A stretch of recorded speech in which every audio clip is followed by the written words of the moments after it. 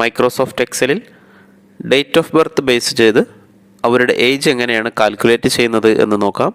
Date of birth എന്ന് കാണുന്ന ഈ ഒരു ഭാഗത്ത് ഞാൻ 1/1/1999 എന്ന് എൻട്രി ചെയ്യുന്ന സമയത്ത് ഇയേഴ്സ് എന്ന് കാണുന്ന ഭാഗത്ത് 21 എന്നും മന്ത് എന്നുള്ളത് 2 months എന്നും ഡേയ്സ് എന്നുള്ളത് 4 എന്നും ഡിസ്പ്ലേ ചെയ്യുന്നത് കാണാം.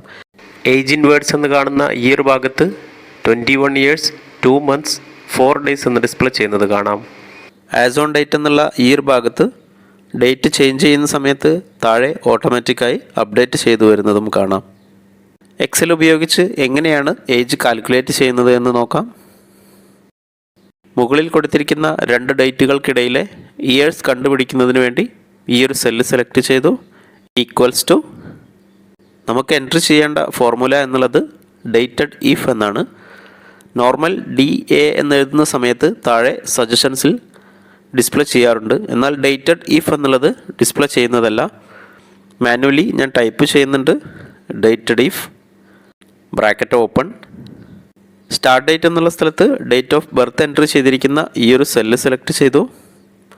കോമ. എൻഡ് ഡേറ്റ് എന്നുള്ള സ്ഥലത്ത് ആസ് ഓൺ ഡേറ്റ് എന്ന ഈ ഒരു സെല്ലിലെ ഡേറ്റ് സെലക്ട് ചെയ്തു. ശേഷം കോമ.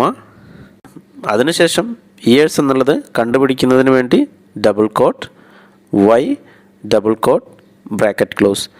എൻ്റർ എന്ന് കൊടുക്കുന്ന സമയത്ത് ഈ 2 ഡേറ്റുകൾക്കിടയിലെ ഇയേഴ്സ് എന്നുള്ളത് 18 എന്ന് ഡിസ്പ്ലേ ചെയ്യുന്നത് കാണാം.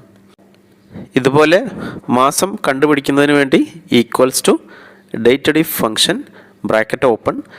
ഡേറ്റ് ഓഫ് ബർത്ത് എന്ന ഈ ഒരു സെല്ല് സെലക്ട് ചെയ്തു. കോമ. ആസ് ഓൺ ഡേറ്റ് എന്നുള്ള ഈ ഒരു സെല്ല് സെലക്ട് ചെയ്തു. ശേഷം കോമ. മന്ത് ഡിസ്പ്ലേ ചെയ്യുന്നതിന് വേണ്ടി നേരത്തെ നമ്മൾ ഇയർ കൊടുത്ത പോലെ എന്ന് എൻ്റർ ചെയ്യുന്ന സമയത്ത് എങ്ങനെയാണ് ഡിസ്പ്ലേ ചെയ്യുന്നത് നോക്കാം. Double quote double quote bracket close.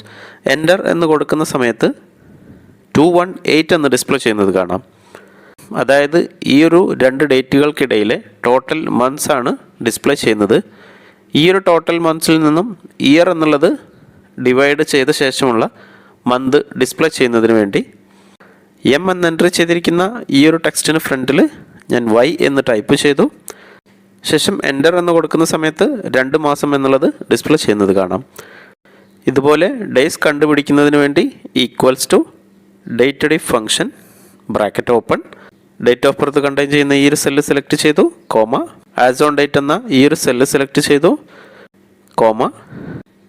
ശേഷം ഡബിൾ കോട്ട്. മന്ത് സ്പ്ലിറ്റ് ചെയ്യുന്നതിന് വേണ്ടി ആദ്യം ശേഷം ഡേ ഡിസ്പ്ലേ ചെയ്യാൻ വേണ്ടി D double quote bracket close. Enter എന്ന് കൊടുക്കുന്ന സമയത്ത് 24 days എന്നുള്ളത് ഡിസ്പ്ലേ ചെയ്യുന്നത് കാണാം. ഈ ഒരു സെയിം വാല്യൂ കമ്പൈൻ ചെയ്ത് ഒരു സെല്ലിൽ ഡിസ്പ്ലേ ചെയ്യുന്നതിന് വേണ്ടി ഏജ് ഇൻ വേർഡ്സ് എന്ന് കാണുന്ന ഈ ഒരു സെല്ല് സെലക്ട് ചെയ്തു. ഈക്വൽസ് ടു ഇയേഴ്സ് കണ്ടെയ്ൻ ചെയ്യുന്ന ഈ ഒരു സെല്ല് സെലക്ട് ചെയ്തു. ആംപർസൈൻ അഥവാ ആൻഡ്. ഒരു സ്പേസിന് വേണ്ടി double quote space years space double quote ampersand. Month contain ചെയ്യുന്ന ഈ ഒരു സെല്ല് സെലക്ട് ചെയ്തു. Ampersand double quote space months space double quote ampersand. Days contain ചെയ്യുന്ന ഈ ഒരു സെല്ല് സെലക്ട് ചെയ്തു.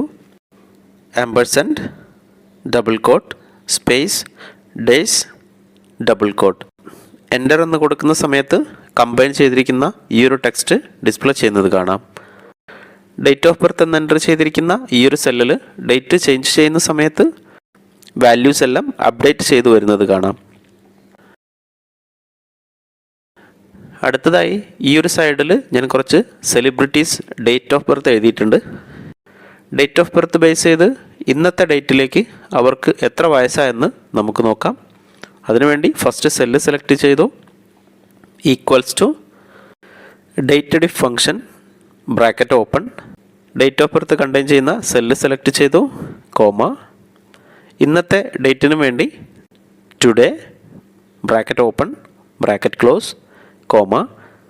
ഇയേഴ്സ് ഡിസ്പ്ലേ ചെയ്യുന്നതിന് വേണ്ടി double quote y double quote bracket close. Enter എന്ന് കൊടുക്കുന്ന സമയത്ത് ഫസ്റ്റ് സെല്ലിലെ ഇയേഴ്സ് ഡിസ്പ്ലേ ചെയ്യുന്നത് കാണാം. താഴെ സെല്ലുകളിലും വാല്യൂ എടുക്കുന്നതിന് വേണ്ടി ഈ ഒരു കോർണർ താഴേക്ക് ഡ്രാഗ് ചെയ്തിട്ടുണ്ട്. മൈക്രോസോഫ്റ്റ് എക്സലിൽ ഡേറ്റ് ഓഫ് ബർത്ത് ബേസ് ചെയ്ത് എങ്ങനെയാണ് ഏജ് കാൽക്കുലേറ്റ് ചെയ്യുന്നതെന്ന് നിങ്ങൾക്ക് മനസ്സിലായി കാണുമെന്ന് കരുതുന്നു. ഈ ഒരു വീഡിയോ നിങ്ങൾക്ക് ഉപകാരപ്പെട്ടെങ്കിൽ നിങ്ങളുടെ കൂട്ടുകാരിലേക്കും ഷെയർ ചെയ്യൂ. എക്സലിനെ കുറിച്ചുള്ള മലയാളം വീഡിയോ ട്യൂട്ടോറിയലുകൾക്ക് വേണ്ടി ഈ ചാനൽ സബ്സ്ക്രൈബ് ചെയ്യൂ.